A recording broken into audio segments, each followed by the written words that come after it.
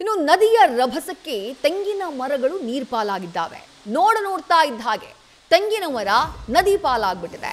ಉಡುಪಿ ಜಿಲ್ಲೆಯ ಪೆರಂಪಳ್ಳಿ ಬಳಿಯಾಗಿರುವಂತಹ ಘಟನೆ ಇದು. ಅಪಾಯದ ಮಟ್ಟವನ್ನ ಮೀರಿ ಹರಿತಾ ಇದೆ ಸ್ವರ್ಣಾ ನದಿ. ಅವೈಜ್ಞಾನಿಕ ಕಾಮಗಾರಿ ಹಿನ್ನೆಲೆ ಏಕಾಏಕಿ ತೋಟಕ್ಕೆ ನೀರು ನುಗ್ಗಿಬಿಟ್ಟಿದೆ. ಅದರ ಪರಿಣಾಮ ತೆಂಗಿನ ಮರಗಳು ಕೊಚ್ಕೊಂಡು ಹೋಗ್ಬಿಟ್ಟಿದ್ದಾವೆ ಸ್ವರ್ಣಾ ನದಿಯಲ್ಲಿ.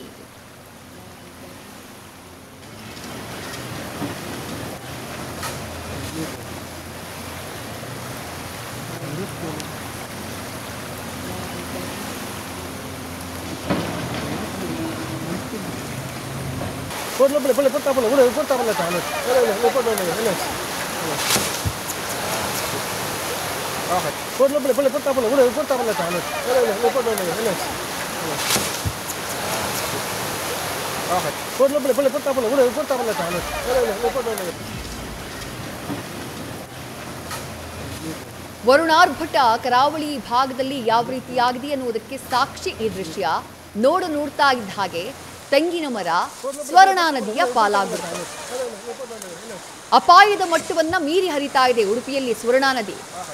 ಉಡುಪಿಯ ಪೆರಂಪಳ್ಳಿ ಬಳಿಯ ಸ್ವರ್ಣಾ ನದಿ ತಟದಲ್ಲಿ ಈ ಕುದ್ರು ಅನ್ನುವಂಥ ಪ್ರದೇಶ ಇದೆ. ಈ ಕುದ್ರುವಿನ ಬಳಿ ಅಣೆಕಟ್ಟು ನಿರ್ಮಾಣಕ್ಕಾಗಿ ಅಲ್ಲಿ ಮಣ್ಣನ್ನ ಸುರಿಯಲಾಗಿದೆಯಂತೆ. ಮಳೆಗಾಲ ಶುರುವಾಗ್ತಾ ಇದ್ದ ಹಾಗೆ ಆ ಮಣ್ಣನ್ನ ತೆರವುಗೊಳಿಸಬೇಕಾಗಿತ್ತು. ಆಗ ನೀರು ಸರಾಗವಾಗಿ ಹೋಗ್ತಾ ಇತ್ತು. ಇವರು ಮಣ್ಣನ್ನ ತೆರವುಗೊಳಿಸಿಲ್ಲ, ಅರ್ಧಂಬರ್ಧ ಕಾಮಗಾರಿ ಮಾಡಿದ್ದಾರೆ, ಅವೈಜ್ಞಾನಿಕ ಕಾಮಗಾರಿ ಮಾಡಿದ್ದಾರೆ. ಪರಿಣಾಮ ಸ್ವರ್ಣಾ ನದಿಯ ನೀರು ಸೀದಾ ತೋಟದ ಒಳಕ್ಕೆ ನುಗ್ಗಿ ಈ ರೀತಿ ತೆಂಗಿನ ಮರ ನದಿ ಪಾಲಾಗ್ಬಿಟ್ಟಿದೆ.